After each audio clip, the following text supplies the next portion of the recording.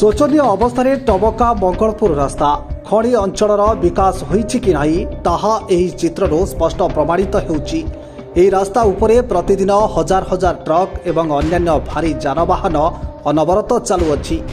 खणी संलग्न एही मुख्य रास्ताटी उपरे प्राय 10टी पंचायतर लोक माने साइकेल मोटरसाइकेल तथा पादरे चली चली जीवा आसिबा करिथांती।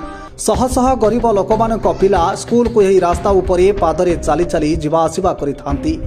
परिवा वाला ठारू आरंभ करी दैनिक बुला बेपारी माने मध्य एही रास्ता उपरे निर्भरशील। तेबे आपण माने भल भावरे देखंतु जे ये रास्तार अवस्था किपरि शोचनीय होईछि। धन्यवाद देवा आम राज्य सरकार इंजीनियर मानकु तथा राजनेता मानकु। रास्तार निर्माण एमिति जे प्रति 10 फुटुरे गोटिए गोटिए खाल खाल पुणी एमिति सेमिति नुहे जो खाल पड़गले मृत्यु ही सुनिश्चित। धन्यवाद नदे रही पारिबा नाही आम नेता मानकु। एठी रास्ता खराब हो गले पिचु उपरे माटी और कंक्रीट रास्ता उपरे मरम बिछाई मरामती करि दियंती। कारण किछि बुझी हेउनी।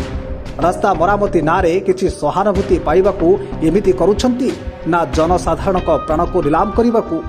तेबे बड़ आश्चर्यर कथा केही केबे या विरुद्ध रे स्वर उत्तोलन करू नाहांती।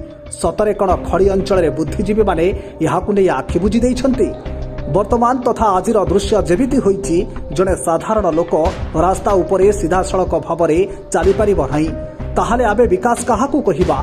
तेणु धन्य हे राज्य सरकार, धन्य आपणक नेता मंत्री और जंत्री को। कालियापाड़ीरू दयानिधि महांतक रिपोर्ट, शपथ न्यूज।